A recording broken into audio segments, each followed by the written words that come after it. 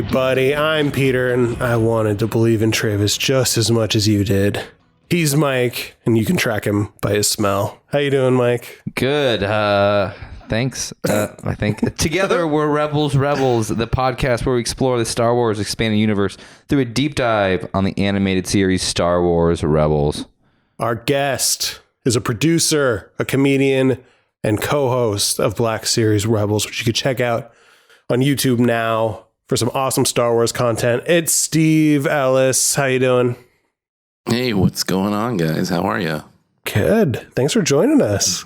Hey, thanks for having me, man. Alex is usually the one that's the one out and about doing these things, so it's cool to get on the mics. He's watching the kids tonight.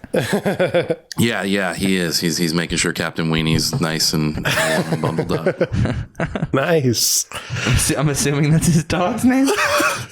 Oh, Captain Weenie? Yeah. No, that's his kid's name. Now I'm just going to leave it at that, and y'all can just okay. Fair enough. Think what you want, but go on Instagram and look up Captain Weenie. Not that he needs any more followers than he already has. Dog? No, it's Alex's dog. His dog is internet famous. Oh my God! We kind of jumped on Captain Weenie's back to get some followers. Nice. All right, so I just want a hot dog right now. Sorry, I'm hungry. Concentrate. So before we get started, please subscribe on iTunes or your favorite podcast app and leave us a review on iTunes. We've heard it helps a ton. We don't really know why.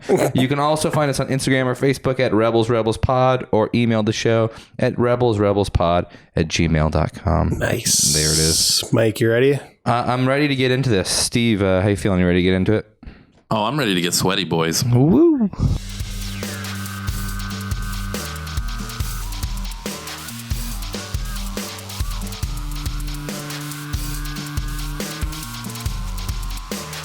All right. This is season 1, episode 11, Vision of Hope. The crew of the Ghost tries to thwart an Imperial plan to capture an exiled dignitary. That's right. So the first scene and setting we've got is the training of Ezra on Lothal. Yeah. He's shooting these blaster bolts with his lightsaber, and he just can't focus. He can't hit his target. And he's redirecting. And that is not a euphemism. Wait. He can't hit his target. Wait, you're saying... And that is not a euphemism. I don't get it, but I don't get it, but I like it. Say it's classic Ezra, just being a brat and. Seriously, he's like, I want to watch TV. Yeah, it's exactly what's made everybody go, I hate Ezra. It's just like this whiny brat kid that just, is it me or is every Rebels episode sort of Ezra being a whiny brat, getting into something he's not supposed to be doing, then getting the crew in trouble, and then the crew has to save his ass, and then he has some lesson he's learned at the end of every single one. That's about the first 2.5 seasons for sure. Yeah.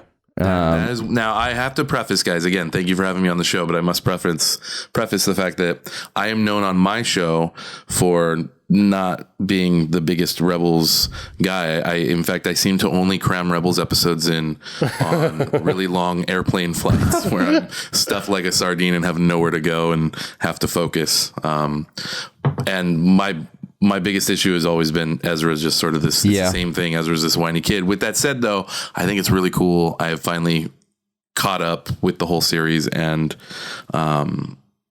it's great to see how it's growing from this particular season, actually. Mm-hmm. You know what? In this political climate, we need to come together through our differences. So I'm happy to have you on. I will say that this Ezra is very much Wormy from the comics. Like he does whine. He outwhines Luke, which is fairly amazing. For those that don't know, Wormy was originally was what they called Luke in A New Hope, and they cut it out.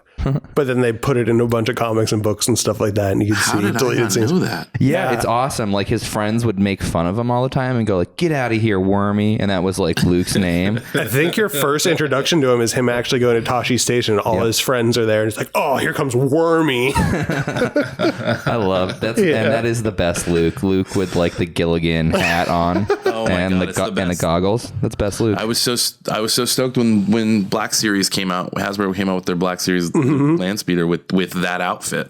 Oh man, you guys have not made that pin yet. No, we'll get there. That's a mistake. We'll get there. The wormy. So another thing I like about this scene is that Chopper gets like hit by one of the blaster bolts, and he like throws his hands out. I was like, brr! He's like, hey, I'm walking here. Like very grumpy New York. Like classic Chopper. Yeah. But as we said, Ezra just wants to go watch TV, and Kanan says he needs to stay in the moment. All his life, he's looked away to the future, to the horizon, never his mind on where he was. I feel like just as much as Ezra needs to develop over the season, Kanan similarly needs to, because he is such a quick-tempered teacher. Like he's not like nothing about him. His teaching to me speaks like that, like Taoist kind of Jedi approach. It's all like frustrated substitute. He flies off the handle real quick. Yeah. Damn it. Get it together, kid. Yeah, I know. I brought this up, but I love his teaching style of if he doesn't get it, yell at him to make him get it. Like, you can't focus? Focus! Why aren't you focusing? Like, oh, that helps.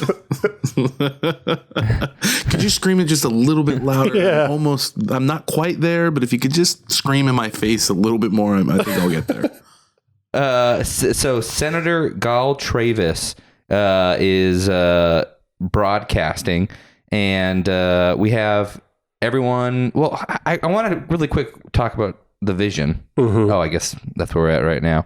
So Senator Gall Travis is having this big broadcast, and Ezra's stoked to go see it. He's snoked to go see it, and we'll edit that out too.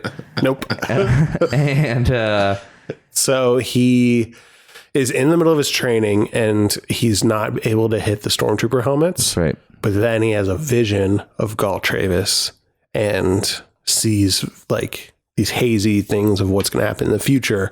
And he kind of passes out. And when he wakes up, he's like, oh, I didn't hit any of the targets, did I? But he just destroyed that helmet. That part doesn't make too much sense to me. Yeah, I don't really get how they're like related. while he's having a seizure, he perfectly deflects everything. I kind of feel like he should go to the doctor. He's just not conscious of it, man. He's using, it's the Force can be, you can use the Force to explain everything without knowing anything about it. It's just another case of them going, yeah, it's just the Force. Like he's got the vision, but at the same time, his body is in control of, yeah, maybe he's let go of all of his baggage, maybe. I like that when he comes to from his vision, he has like a Wizard of Oz moment and goes like, you were there and you were there and you were there. We were all there. Yeah. I was like, oh boy. It was so real. You were there and you were there, sneaking around in the dark. The troopers were everywhere. Sounds like a pretty average day. Except Senator Travis was there, fighting side by side with us. And he said he knew my parents. Right. Look, Ezra, just because you want something to happen doesn't mean it's going to. But it might. Now this was like a big, forgive me, because I rewatched the episode, but it's been a while since I've watched that season. Travis has been putting out sort of these messages, right? Yeah. Kind of broadcasts throughout the leading up to this episode, right? Yeah. Yeah, he's been a voice of the rebellion throughout a bunch of different episodes, and sort of like those old like World War II kind of serials, exactly. right? Yeah. Before like movies and stuff back in the day. Yeah, exactly. But I mean, I don't know you guys, when I first saw this, I never believed that he was a rebel. I feel like his voice is just too laden with slime for me to like. Oh yeah, well, he's schmarmy. It's that thin pencil mustache he's got and that little mole I feel like he has. We've brought this up before, but he's voiced by Brett Spiner, who's Data on Star Trek. And his Spinerisms really come out in this episode. What was his character's name in Independence Day? Yeah. Like wacky scientist. That's exactly who I was thinking of. He comes across much more Independence Day than Star Trek in this episode. Oh, it's so fitting. Yeah. He's like Bad Data. Isn't there an episode? I'm not a big Star Trek TNG guy, but isn't there an episode with like a Bad Data? Yeah, I think so. There's too many episodes for me to keep track of. I don't know. One other fun fact is I was trying to do research on Gall Travis, but Google auto-corrected it to Gail Travis, and I found a very lovely realtor in the Houston area. So So if you're ever in Houston, you're in the market to buy a house, make sure you hit up Gail Travis in Houston, Texas. Yeah. Guys. Well, she might betray you. Oh, wow. So, so they let Ezra go inside and watch some TV. He's out of school and he runs in like a giddy child. Yeah, I love that. He goes into the Also, ghost. he punches Zeb on the while running with a bag of Doritos and Mountain Dew. He punches Zeb in the arm. Oh, what Doritos is he eating though? Has he got like nacho cheese or Cool Ranch Doritos? Oh, man. What kind of kid is Ezra? Because honestly, Ezra doesn't seem cool enough to be eating Doritos. He seems like that kid that got like, he saw everybody had Flamin' Hot Cheetos, but he got like Flamin' Hot Funyuns. Yeah. Everyone's like, no, dude. I could see him being one of those weird like kids that get like the green bag of Doritos. It's like spicy jalapeno corn or something. And he drinks that in Mountain Dew. That's all he drinks. Or it's Mountain Breeze, Safeway brand. No, sitting in a hot summer day's car, warm Mountain Dew. Ugh. You're flashing me back to high school, man. So there's Hera saved the recording on her DVR for him. Yeah. And Travis interrupts the HoloNet and says he wants to meet the local rebels on Lothal. I have assurances from Senator in exile, Gold Travis here. Right on time. Coming to you with a reminder that the Empire applies the term insurgent to anyone who dares defy their tyranny, such as some very courageous souls on Lothal. He's talking about us. He said Lothal. I know, here it comes. To those rebels, I have a message. The sun may have set on the old republic, but a new freedom can be won. To do this, he hides messages in a way that Empire wouldn't understand. It didn't seem that complicated of a code to crack. No. Yeah.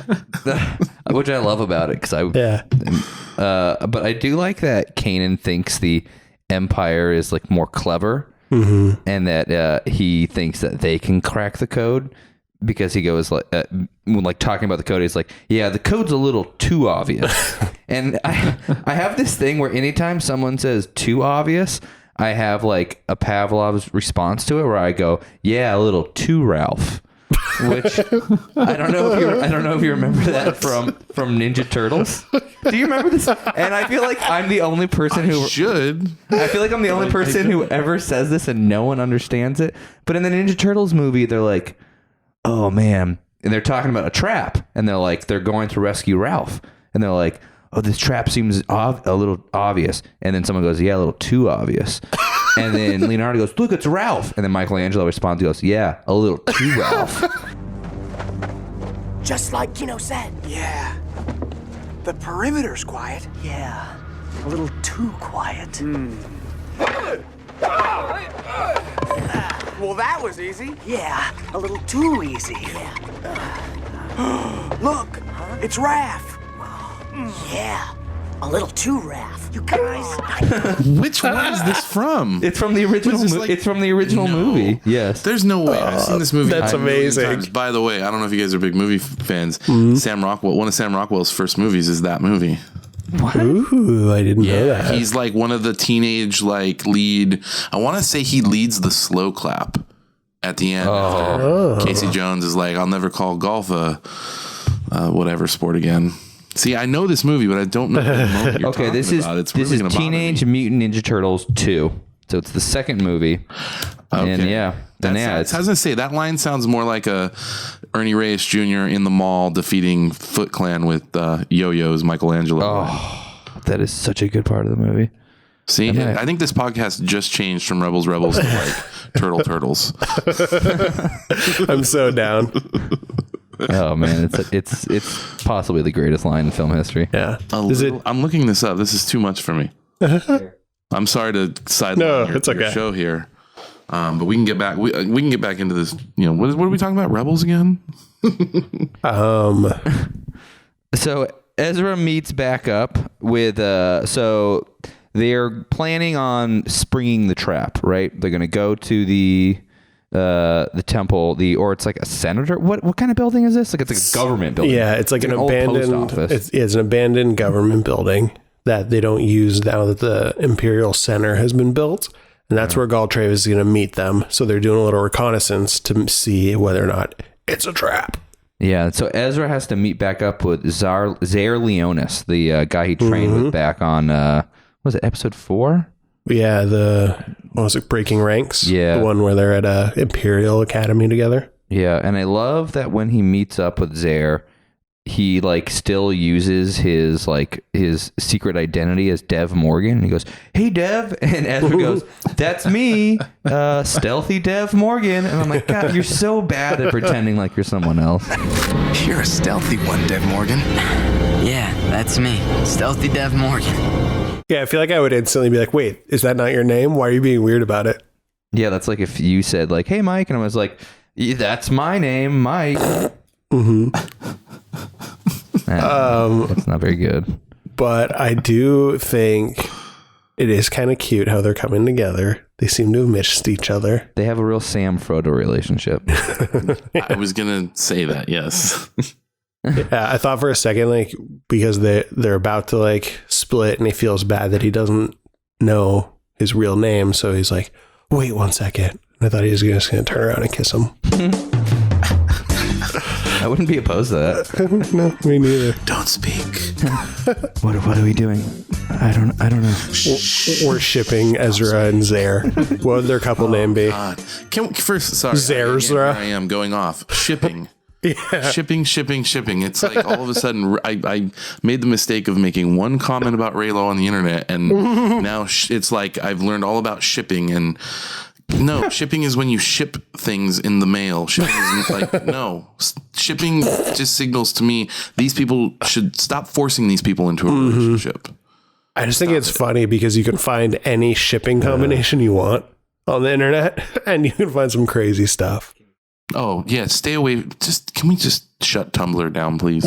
I'm sure if you search Finn BB-8, like 10% of the results will be some sort of inappropriate. How awesome was it when BB-8 and Poe are reunited and he gives him like a belly rub? Yeah, like he's a dog. He's warming his hands up, blowing on him, and then he gives him just a little belly rubs. Yeah, he can't feel that. He's a robot. Oh, it's It is one of the more genuine. I do like it because I feel like a lot of people. It's weird in the universe to me, like who cares about their droids and who doesn't.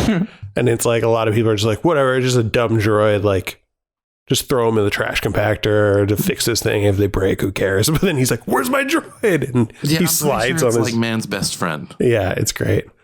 So they didn't kiss, unfortunately, but maybe in a different. But they do on Tumblr. Yeah, but so Zaire and Ezra are interrupted by a patrol of stormtroopers before Ezra can tell him his true name, and Zaire has to pretend to be trying to stop him, and then there's a little pursuit. But in this thing, we learn that the Imperials are in fact setting a trap for our heroes. Didn't see that coming. No. So he escapes the stormtroopers, and so this is going to happen a couple times. I'm going to point out a couple very not problematic, but concerning behaviors of Chopper coming up. Starting with this. First of all... what you mean him dumping a dead body down a sewer? We'll get there. But first of all... best friend, guys. Yeah. He's that dude that, like, even if you haven't talked to him in a really long time from high school and you live 500 miles away, that, like, you need a body dumped, you're going to call him and he's going to show up, no questions asked. Yeah. He's not going to be like, "Why haven't you talked to me in a long time?" He's just going to do it and then go back to business. Yeah, there's all these, throughout the EU, Legends and the new EU, there's all these droids that look like normal droids, but they've been programmed for murder. Like there's an old battle droid that Snap Wexley programmed when he was a kid named Mr. Bones. Oh yeah. That just murders everybody for him. And in the comics, there's like a C-3PO that Dr. Aphra has those two droids who just like are murder robots. Yeah. And I feel like Chopper's got like 10% of murder robot. That's a good band name, Murder Bot or Murder Droid. 10% Murder Robot. That's our band's album. So this is the thing that happens: is Ezra like kind of creepily sneaks into his parents' house because that's where they're all supposed to meet up, and all the lights are off, and Chopper comes out from lurking in the shadows, and he goes, "Where is everyone?" And my first thought was, "Oh my god, he killed everyone." They're all dead. But it turns out they're hiding in a little catacomb and Take a seat, kind Ezra. of talking crap about Ezra behind his back. Yeah. Let's take Ezra out. Yeah. It's like, why is he so upset his parents died? Like, get over it already. It's like, thanks for talking crap in my dead parents' house. Yeah. So he goes back and he tells them that he found out it is in fact a trap and they need to think of a plan to get the senator out of there. Yeah. Mm-hmm. Not much to say about that. Yeah. No. Like, Is it just me or does every single episode of Rebels have to do with some sort of trap? so Always. far. I'm telling you, it's literally Ezra's doing something he's not supposed to be doing. He gets the gang in trouble. Then there's a trap. Then he learns a lesson, and they're all like sitting off, staring off into the sunsets and stuff. Yeah. It's just So I don't know. We'll decide whether to keep this in or not. But I mean, when we were just talking about doing this podcast, so much of what I was thinking about Rebels was what had just happened in season 3 and the things I knew that were going to come for season 4. And I forgot how clunky season 1 is. And like how it's like characters you're still discovering characters and like people haven't developed, storylines are still kind of like burgeoning, and it just feels like this is an episode very emblematic of that. It's like okay, like I think this episode. You're right. This episode sums up exactly what my issues are with the Rebels cartoon. Yeah, It's a little formulaic. There's a reason it took me a better part of 2 years to finally finish the first season. Yeah, which is fair. Yeah, I found, which is one of the reasons why I'm glad we're doing this podcast. I think, in my opinion at least, it's a lot easier to digest if you binge it. See, I disagree. I disagree. I think it's a lot easier if you just watch it once a week for 22 minutes. Interesting. Because I remember watching it when it was first on TV, and episodes like this would really bug me. I don't get how kids are able to have the attention span to sit through it. They love it, though. My wife is an elementary school teacher, and the amount of Star Wars stuff, like Star Wars backpacks and toys and lunchboxes and Halloween costumes that came out after Rebels was astounding to me. So they're doing something right. No, absolutely. And guys, I'm coming off sounding super negative. I did come around on Rebels. And, I'm fine. I'm having fun with the last season and this most recent season. Oh yeah. Compared to the first one. The first one I was just kind of like, and look, it's their first season. They're stumbling around. They're trying to figure out the characters and figure out where they're going. I mean, I don't know how you feel about Clone Wars, but it's like Clone Wars to me. The first 2 seasons, even, like, man, there are episodes like 3 or 4 episodes I just know to skip, like, each season. So honestly, I tell people if they're trying to get into Clone Wars, I tell them to just skip the first season. Yeah. You know who the characters are. Yeah, definitely. It's not like they need to establish who Obi-Wan and Anakin is. Yeah. So it's so much of a drag that I think you'll enjoy it a lot more if you just start in season 2. And that last season of Clone Wars, like, I will watch those last like 6 episodes. I've watched them over and over again. They get to end so well, and I feel like Rebels is heading that way. Like the end of season 3, unreal, where season 4 feels like it's going. So, I don't know. There's hope. Yeah, I think I've still admitted this on our show. I still have not finished Clone Wars. Just watch the last 6 episodes. That's so funny because I was like, dude, just get to like the end of season 2. It's gonna be the most amazing thing, and it's like there's like 23 episodes. It's really long. Honestly, the things I love about Clone Wars are like the Night Sisters. Like anything to do with them, I think is cool. Anything to do with like Dooku or Saw's Ventress, and then like anything for me that's like the mysticism of the Force, so that like includes the Night Sisters, like you said, and like the episodes that are, what was that series that is like you see the personification of the light side and the dark side, and it's like this weird trippy. It's crazy that is canon because it sets up the origins of the Force as this almost Greek god type of thing. Yeah, it's very weird. All right. I will. Maybe I'll just watch the last 6 episodes. Just watch the last 6 episodes. Yeah. Find out what happened to Sifo Dyas. So they go to that building and they make a plan, which doesn't really. Well, the plan is it's going to be really hard to sneak him out of this building because there's Imperials everywhere. And so Ezra's just like, follow me. Like, doesn't tell anyone where they're going. Just kind of, and they're just like, all right, fine. That's their plan, basically, follow Ezra. And he decides to tell them that we're going in through a sewer. Because nobody will be down there, I believe is the line. Yeah. And there's a funny line about, like, what if we get lost? And Sabine's like, I'll just follow your smell. And then Ezra goes, wait, you know what I smell like? And he's like so pumped about that. And I was like, oh, that's odd. It's odd all around. Well, the joke was fine. It was mostly Ezra's reaction to like something.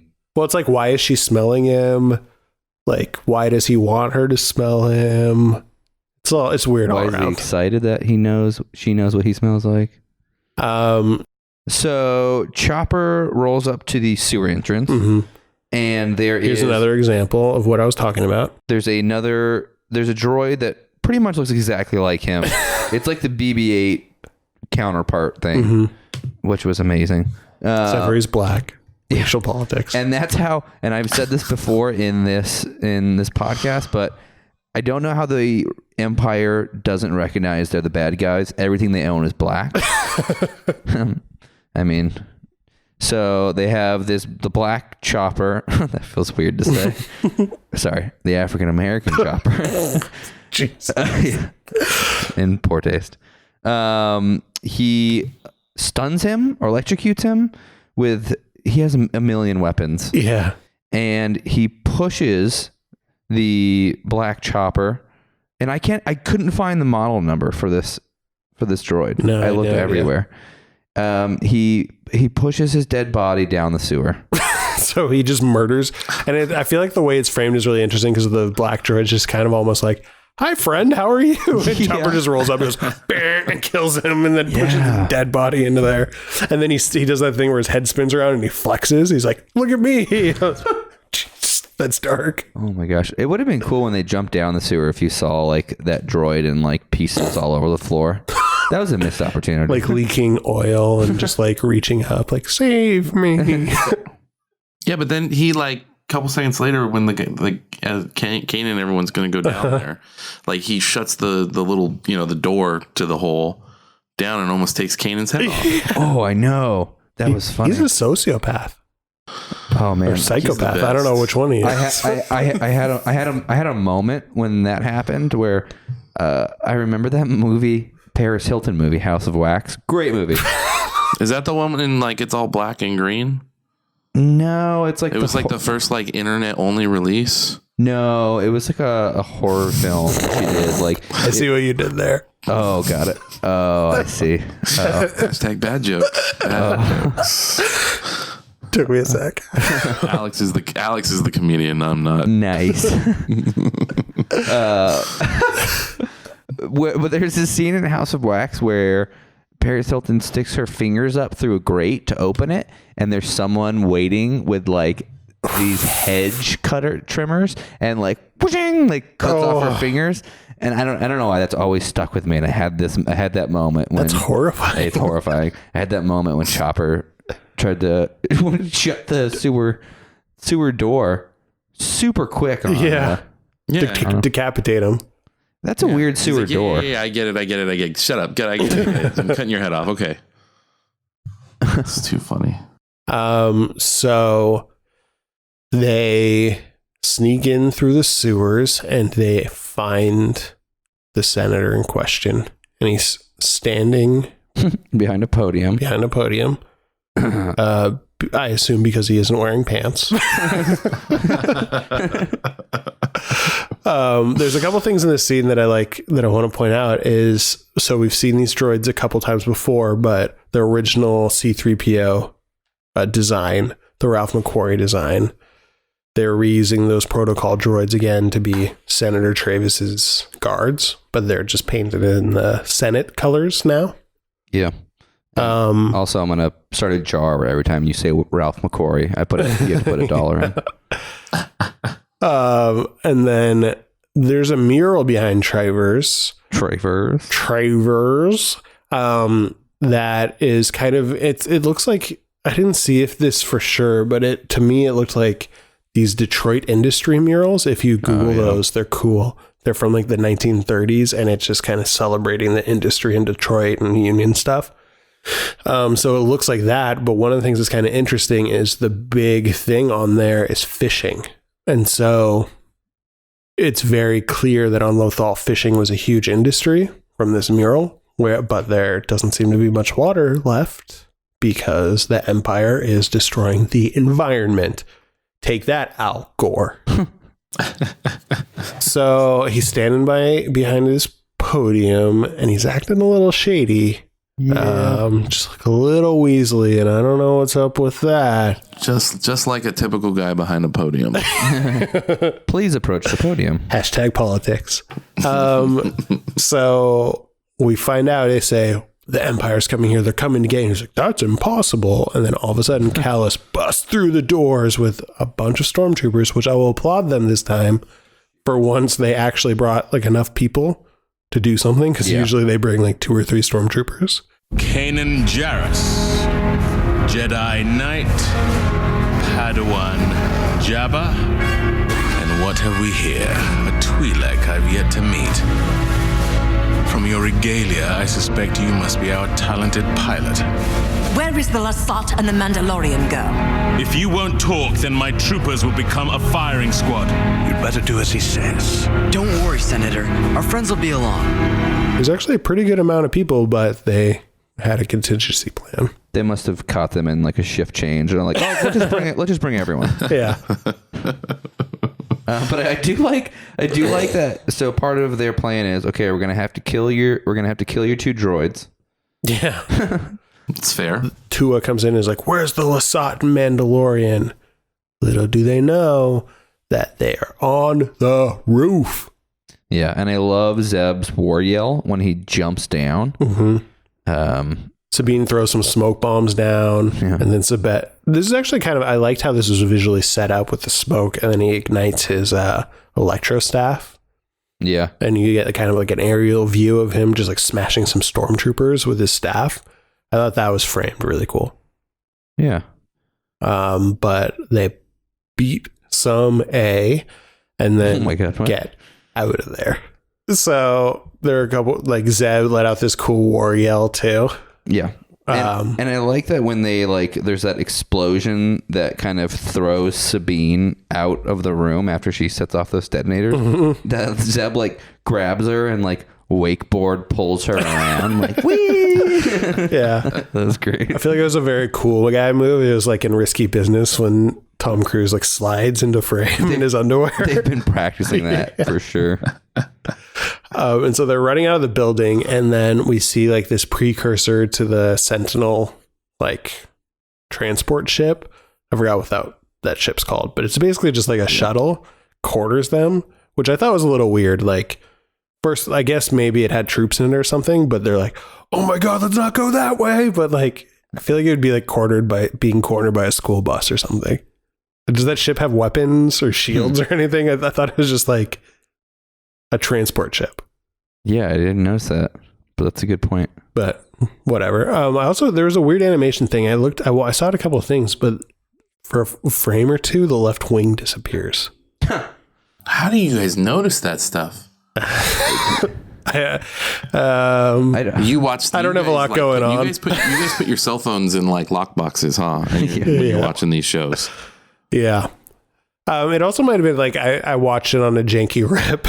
I was gonna say I watched this on Blu-ray, and I'm gonna go through those and yeah. So maybe it's just my weird rip. That's crazy because I watched it on because I have them on my Apple TV. Mm-hmm. I always end up getting distracted. But I'm just amazed at how you noticed that. Well, I don't have a lot going on. So I have to say that these sewers that they jump back in, mm-hmm.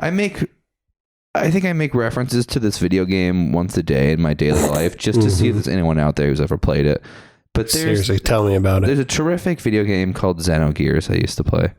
And there's a whole level where you go through the sewers and stop fans to jump through them. Mm. And it's totally these scenes. So I'm just going to say they ripped off Xenogears. Probably. That's my guess. I like how we cut to the kind of the carnage and the aftermath of them escaping from that room. And Minister Tua crawls out from underneath a dead stormtrooper body, and his like lifeless hand is hanging down. She just kind of casually brushes it away. Yeah, that's calloused. So they're in these sewers, and they get trapped by one of those Xenogears fans. Thank you. The crew's split up at this point. So at this point, it's only Ezra and Hera and Travers in this sewer. Yeah. He had been acting a little suspicious. He said he was out of breath. So and they had given him a gun, right? Yeah. Real smart. Oh yeah. Give this guy a blaster. Yeah, it's like, all right, watch our back. We'll always try to dismantle this fan or stop it or whatever. What makes you think that guy with a pencil mustache can shoot a blaster? Or is at least not going to shoot you. Yeah. Yeah. Well, done in poor taste. Ironic. I don't know if you guys knew this, but he turns the blaster on them. Whoa. That's enough. We're not going anywhere. Whoa. Senator, what are you doing? Put your saber down, boy. Now! You're with the Empire? But all your transmissions, those planets you visited, how did word not get out about you? Because no one ever knew. Not even my own droids. So, turns out, Travis. If there's one thing I've learned from Val Kilmer's The Ghost in the Darkness, is you never use another man's gun. No? What Just movies do you watch? apparently ones I've only seen. All right, let's keep going. How many times have you seen that Paris Hilton movie? Which one are we talking about? Just once. Yeah, what was just once, but that one scene it shocked me so much. I don't even think I finished it. I think I got to that point. I was like, oh, I'm out. This is gross. You didn't even finish it, but it stuck with you enough. Yeah, that one scene of her getting her fingers cut off stuck with me enough. That is horrifying. Yeah. So Ezra is shocked by this revelation. He really believed in Gal Travis. He is very hurt. And he was like, how could you do this? My parents, blah, blah, blah, blah, blah. You knew my parents. Insurgents are not arrested. They're identified and watched. The troublesome ones have accidents after I'm gone. But you're not a traitor. You're a voice of freedom, a light in the darkness like my parents. Parents? No one has spoken against the Empire on Lothal since the Bridger transmissions. I remember them. The original voices of freedom. You're their son. Why? Why? That was his Bernie Sanders. So it's like, to him, Bernie Sanders is like, I'm trying to raise tuition at colleges. Now I just have a vision of Bernie Sanders turning a gun on someone in a sewer. That's what's happening to Ezra. I'm just trying to give context here.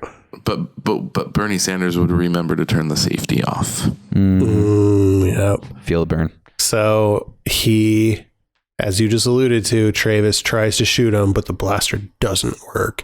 And Hera gives him mean left hook. Yeah. And knocks his butt out. Yeah. By the way, have safeties, like, is that a canon thing? Has that always been in the Star Wars universe? A safety on a gun, or is it just to serve this story? I don't think it was a safety. In my understanding, Hera said that she didn't charge it. So apparently she didn't plug it into her USB before she left. Got it. So it was an uncharged blaster. Well, I took it as like their technology it's almost a reverse safety. Like you have to turn it on and then it you have like to charge it. But like you don't have to like plug it in to charge it. You like gotta prime it. You have to prime it like a Super Soaker. Where you have to like got it. Or like a shake flashlight. Yeah, just like that. Okay. But yeah, that's a good point. I'm always kind of confused about how the weapons work, the blasters work, because they seem to run out of ammo sometimes, but they don't have ammo. So sometimes they overheat. But sometimes they need to be charged. Maybe there's just like a lot of different kinds of blasters. Yeah. But raining up Nerf darts. It turns out that Hera knew all along. She had her suspicions, at least. Yeah, Hera knows. Can't get anything past Hera. Mom Hera. So Travis reveals, he admits that he's working for the Empire. And so I guess he wasn't super clear about this, but I guess his racket is that he goes on these things and inspires the rebels and then lures them to these little traps. Exactly. And then they get scooped up. Yeah. And he admits, he kind of like pieces together. Ezra says, you know, that he thought he knew his parents, and Travis kind of pieces together like, oh, let's see, who were rebels on Lothal like around the time you were born. Oh, like your parents were these two people. Were the Bridgers. And I get, once again, I'm like, how do you not know you're like on the wrong side? Because Travis even says, oh, your parents, the people who were the original voices of freedom. And I'm like, how can that be a negative statement? Like, well, it just, like, for me, I'm like, I don't know. I don't get how this is playing to your motivation. Like, so you know you're the oppressor and you're just cool with it? Like a bad guy for bad guy's sake kind of thing? I mean, but if you think about it too, like Sean Hannity, I'm sure his like slogans like the original voice of freedom. Oh boy. I'm pretty sure that's what it is. So maybe the Bridgers were like right wing. Like hold on, let me hold on. I'm texting my father real quick. Dad, what is? Yeah, okay, I could see how the original. Yeah, so maybe he's a little more Bernie Sanders than we thought. All right. I mean, so the rest of the crew meets up with them and they're like, what happened to the senator? Well, funny thing about that. Yeah. And so Kanan uses the Force to stop the fan. I thought this was a pretty cool use of the Force too. I liked just this set piece that he was really struggling with the power of this fan, and just the idea was that they wanted to stop it enough for everyone to get through, but then not destroy it so that they can't be pursued. Yeah, Ezra guards him while he does it, using his lightsaber, deflecting the blaster bolts. Callback. Full circle. Yeah, does a great job.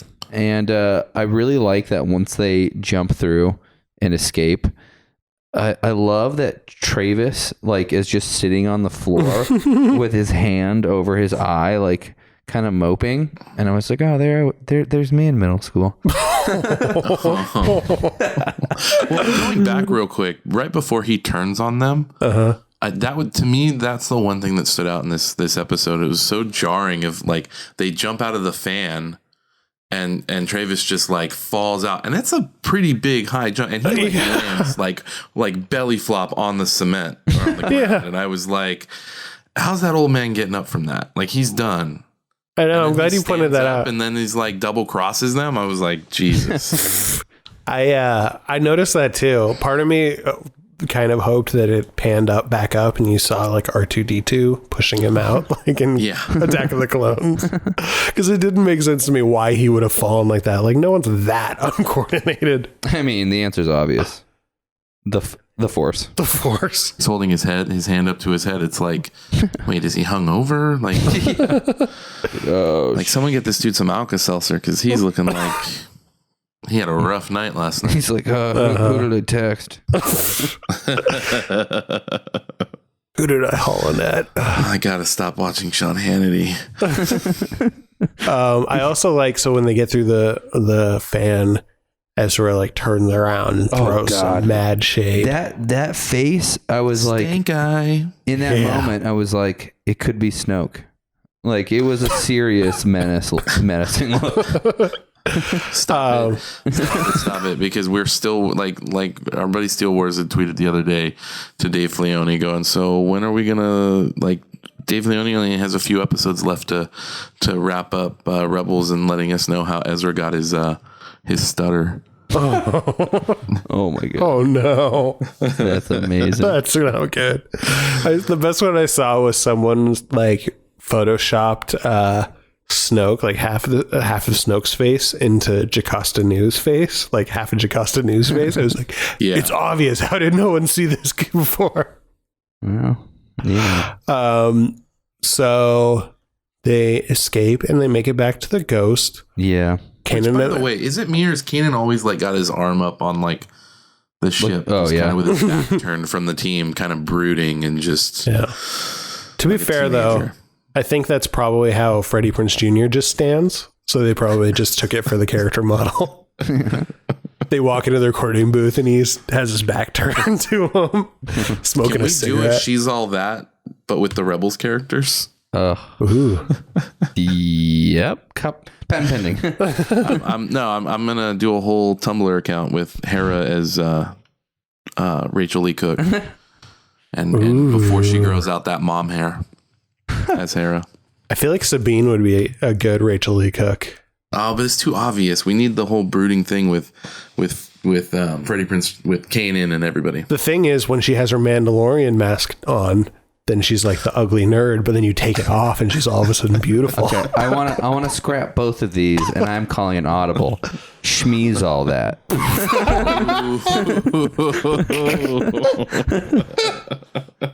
This would be a great crossover. Yes, I love it. Absolutely love it. Nothing gets me like Star Wars the pun. The front cover will be Shmee and a bunch of metachlorians. Will be her counterpart. How she falls in love with the Force and makes a child. Oh my gosh.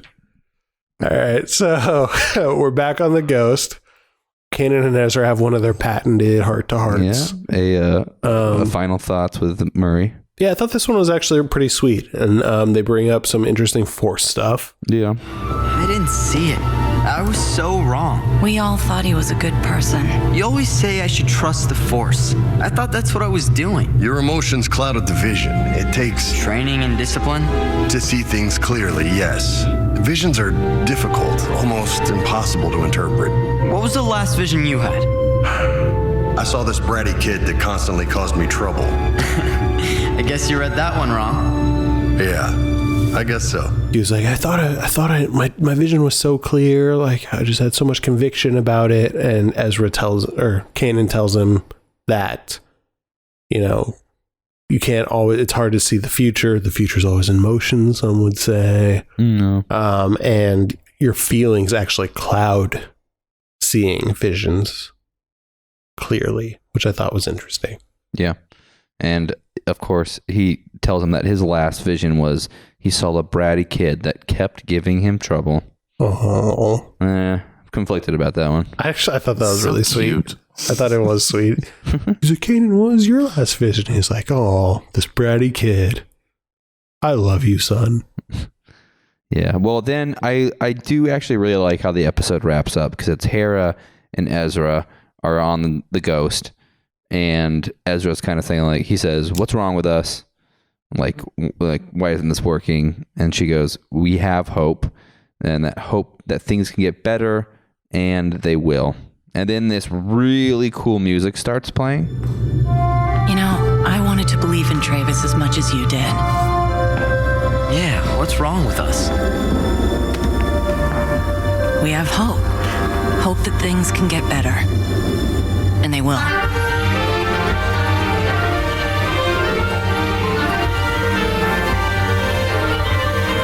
There was some interesting music in this episode. Oh, we didn't talk about it. At the beginning, it wasn't... Did you see that they replaced like the 3-second theme with like a different song? Yeah. That was weird. I don't know if I've ever seen them do that. Me neither. Oh, I didn't even notice that. So this might be the first time they replaced the theme song with like this more... It was like this real pensive, reflective little melody that was not the Rebels theme. So yeah, and I really like this end song. Yeah. It's quite jaunty. Ooh. True. Cool. All right. So that about wraps up the episode. So at the end, we like to wrap up with our overall feelings and impressions based on this completely subjective grading scale. So, Peter, do you want to give an example of what the scale looks like? Yeah. So my scale, it's basically, in my opinion, the worst thing in Star Wars to the best thing in Star Wars, and then what is in between. So, in my opinion, the worst thing in Star Wars is Jar Jar Binks being farted on by an Eope and going, Piusa, in a Phantom Menace. And then the best thing is Luke and Vader dueling in the dark. Hashtag Bruce Springsteen in Return of the Jedi. And so my grade, I will give this episode Dexter Jettster's mustache, because it's quite the hairy situation, just like the one that our rebel crew finds themselves in. Also, it probably smells like a sewer. And that translates to a C. All right. Okay. So for my scale, the worst thing in Star Wars being Anakin created C-3PO, to the best thing being Luke staring into the binary sunset on Tatooine while John Williams Tatooine or binary sunset theme plays. I'm going to give this episode a Anakin and Padme having dinner while he floats her a space pear, which I don't know. Yeah, it was about a C+. It's on the higher end of a C, but it's still higher than I would have anticipated.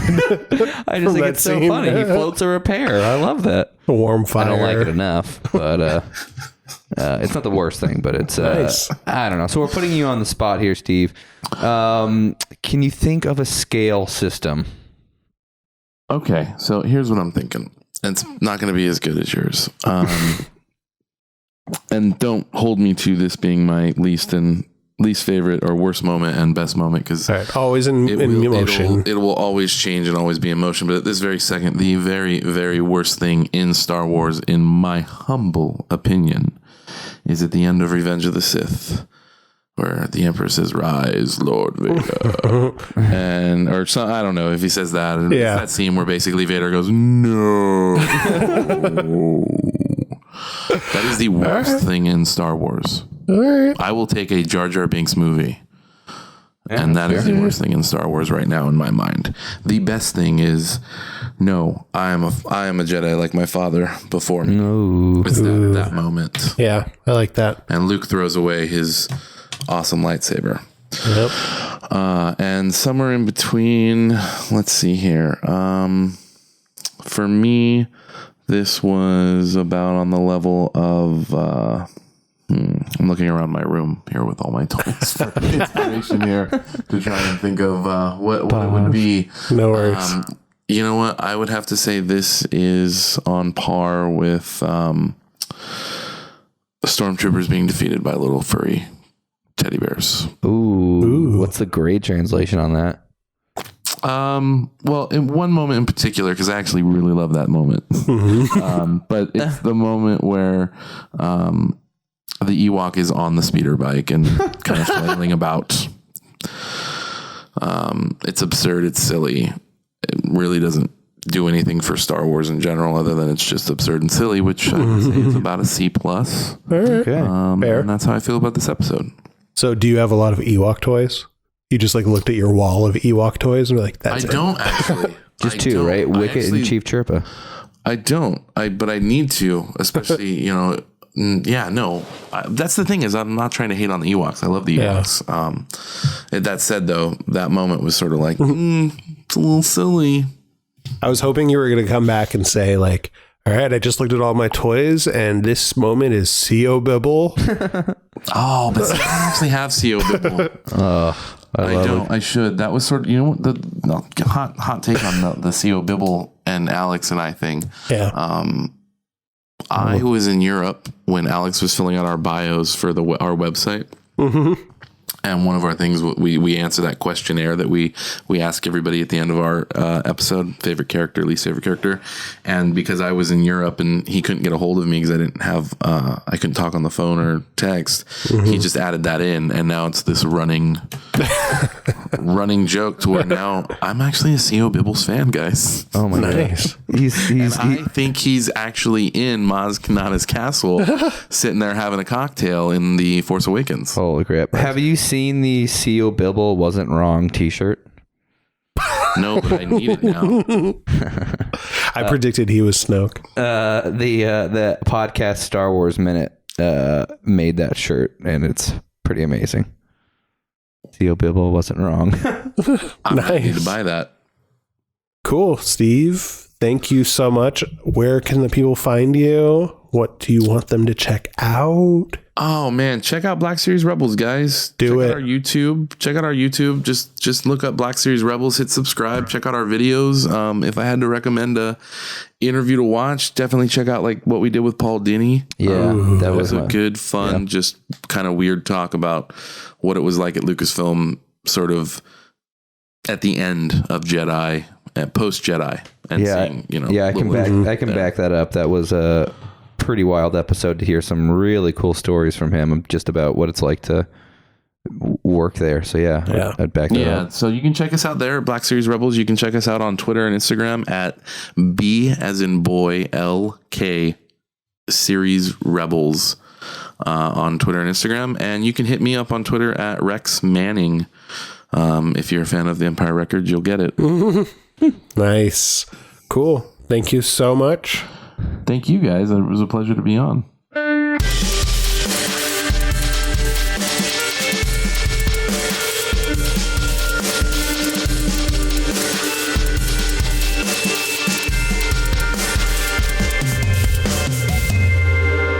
Hi, Mike. How you doing? Yeah, great. Are you ready to go to history class? No. Because today, oh man. All right. Well, we're episode over. Bye, guys. Just kidding. Today we are talking about, this is a continuation of our Force series. This is part 2. So this is the history of the Jedi and the Sith. So there is a vast history of the Jedi and Sith in Legends, which I actually kind of liked. I found most of it to be pretty clean and compelling, and only parts of that story have been made officially canon.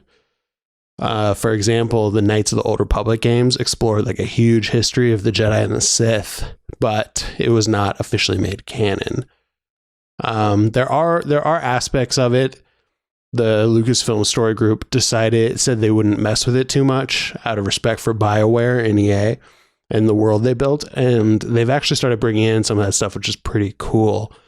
But this is the one example of that is that the Sith homeworld has been brought into Rebels and Clone Wars, but they changed the name, which is weird, but it's the same world. So we'll get into that a little bit. They also brought in Malachor into Rebels, which is a planet that was first in the Knights of the Old Republic. So I think they have some respect for this world. But so because of that, I'm going to piece together a bunch of stuff I can from canon sources and making some inferences. Let's get into this. So according to the Last Jedi Visual Dictionary, which is dope, if you haven't seen it yet, it seems a little weird, but it's really cool if you're into this nerdy stuff. The Jedi Order was founded on Ahch-To, at least 6,000 years prior to the Battle of Yavin, by the Prime Jedi. So you can see a mosaic of this Prime Jedi in the Temple of Ahch-To. I couldn't really tell what it was when I was watching the movie, but it kind of looks like a yin-yang symbol. And it's, Rey and Luke are talking about Force stuff, and you'll see they're standing on it. So if you look at it up close to that, it's a picture of the very first Jedi. And we're actually going to dive into that a little bit later in a different deep dive. But in the Star Wars comics, there is something called the 100-Year Darkness that has been mentioned a couple of times. This is a Legends thing that was super fleshed out in Legends.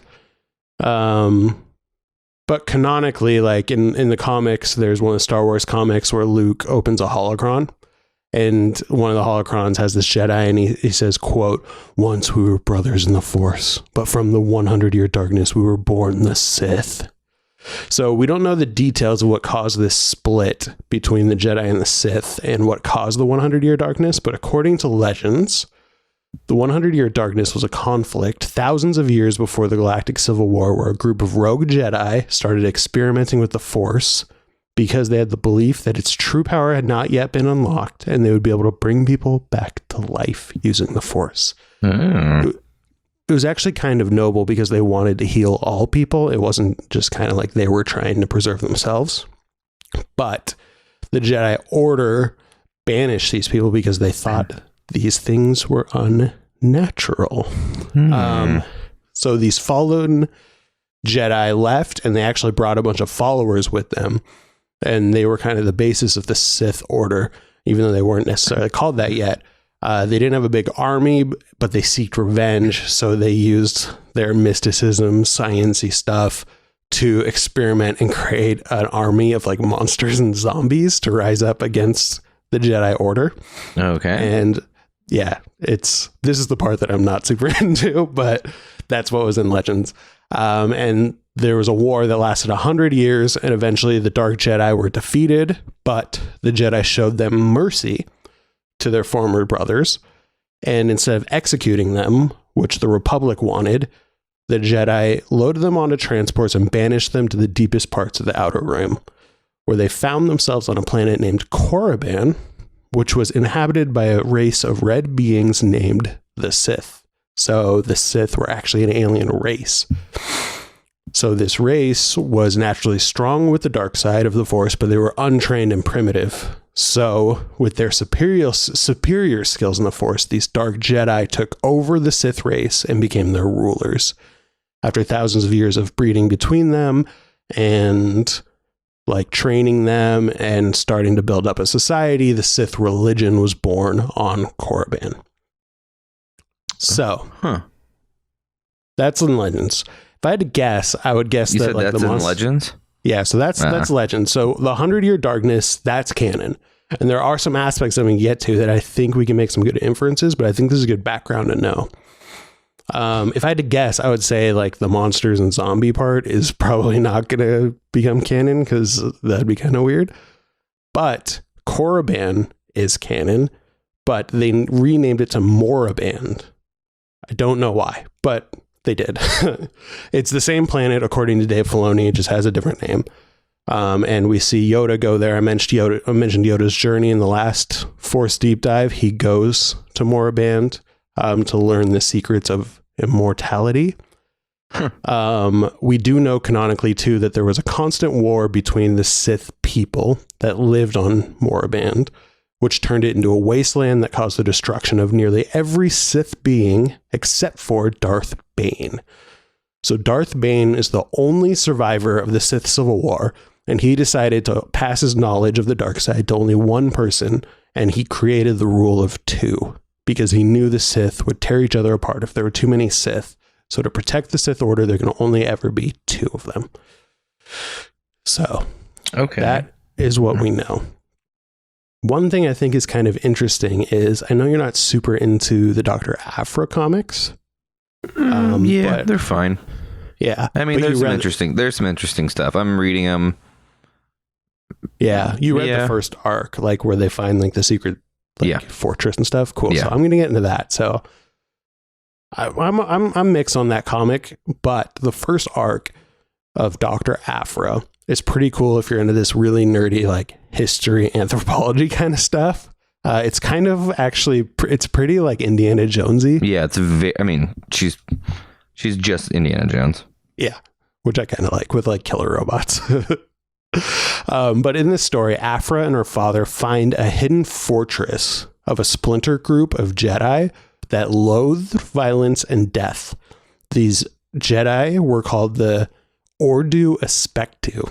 And so they hated violence, they hated death, so they studied how to prolong life for all beings. Yeah. While they were doing that, a group of Orthodox Jedi raided their fortress, believing their studies to be unnatural, which caused the Ordu Aspectu to activate a device that caused the fortress and all beings within the fortress to vanish. So if you ask me, that conflict sounds pretty familiar to the inciting incident that started the 100-Year Darkness. Interesting.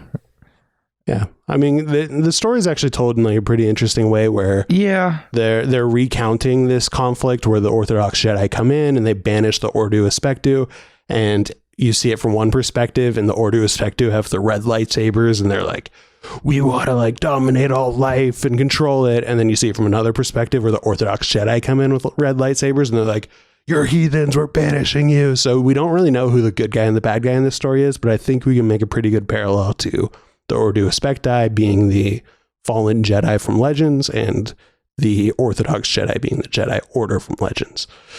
So I'm hoping they're going to dive into a little more canonically about how that established the Sith Order and the Jedi Order, but that is all we know canonically as of now. Yeah, there's a lot of legends around that stuff. Yeah. Did you mention that Blind Fury comic? No, what's that? I think it's a Legends comic or graphic novel where where the Ordo Aspectu originated from, actually. There's a lot of this stuff from Legend that's pretty obscure. Like the Ordo Aspectu was from Legends. I don't think it was like super popular, but they're bringing these very, very like little known aspects slowly into this. And so, I don't know, I kind of like that too. Appeasing the Legend heads a little bit. No, I like that. I like that they're bringing in stuff. I mean, I struggle with it, but I like it. Let me ask you this. Were you a fan of the Old Republic? The video game? Yeah, the video game. And like, I remember getting really into the MMORPG. I was pretty into it. Yeah, there was a lot of really cool history in there. And so, I don't know how much you remember of that, but would you like them to bring in stuff like the Sith race? They're like these weird, like, to me, they looked like red aliens that had like snot hanging off their cheeks. You should look them up. They looked weird. I don't know. I feel like they're not going to bring in anything that's going to require background knowledge from anyone. I kind of like something about Disney just retconning everything and then creating something new. And it feels like they're slowly letting stuff in, like the dam is opening slowly.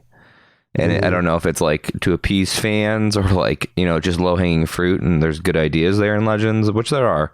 There's a mix of good ideas and total garbage. But I'm okay with something totally new. And part of me just wants that, like, go crazy, like make new things. I don't know. Yeah, I think I'd prefer a different kind of, like, whatever the conflict is that the 100-Year Darkness is. Like, I think it would be interesting that it was more than just like a 100-year war with weird zombies and stuff. Yeah. One thing I do really like is I thought that the Sith Society was really interesting. Like before there was the rule of two and they were all fighting and backstabbing each other, but they also had like Sith kings and things like that. Like I thought that was a pretty cool aspect of the story, and I wonder if they're going to bring some of that in. Yeah, I guess it'd be really cool if they went back in time, which I'm guessing they will have to. But I'd like some Old Republic things. I definitely would like an Old Republic trilogy. Yeah, I've got to imagine between the multiple TV series and the multiple trilogies that are coming out, they've got to go like ancient sometime. But yeah, we will see, I guess. Yeah. So that's all I have. Class dismissed. We're getting deep in the Force. Yeah, so I'm going to do at least one more deep dive in the Force, so stay tuned for that. And if you're bored of it, then sorry. I like this stuff. And yeah, and thanks to Steve for being on this episode. His podcast, Seriously. Black Series Rebels, is awesome. Especially if you're into the toys. That's the podcast for you. Yep. But they do way more than talk about the toys. Yeah. And you know where to find us. We're on Instagram, Twitter, Facebook at RebelsPod. Or you can email the show at rebelsrebelspod@gmail.com. And until next time, be brave out there. And don't look back. Don't look back. Okay, day. Bye.